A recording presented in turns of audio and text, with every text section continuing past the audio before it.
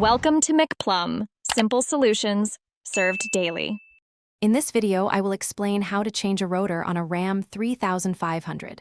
First, gather all your necessary tools, including a sturdy jack, a lug wrench, and a reliable torque wrench. Safety is paramount, so ensure your truck is securely supported on jack stands before you begin any work.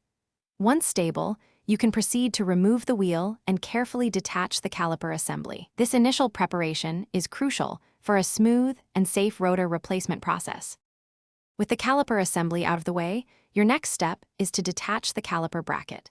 This usually involves removing two bolts that secure it to the steering knuckle. Once the bracket is free, you can then easily slide the old rotor off the wheel hub assembly.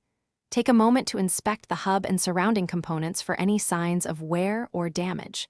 A clean and thorough inspection ensures everything is ready for the new rotor. Hey everyone, quick recommendation. If you're finding this guide helpful, please hit that like button and subscribe for more useful content.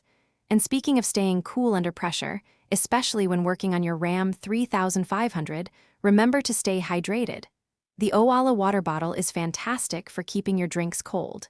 Check the description below for a link to the Owala bottle and other great deals. Now, let's get back to the video. Now it's time for the new rotor. Before mounting, thoroughly clean the hub surface to ensure a perfect fit and prevent any wobbling. Slide the new rotor onto the wheel hub assembly, making sure it sits flush.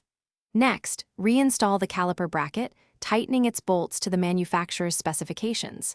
Finally, reattach the caliper assembly, ensuring all bolts are secure. Double-check everything for proper alignment and tightness before moving on. Thanks for watching. Stay juicy and subscribe.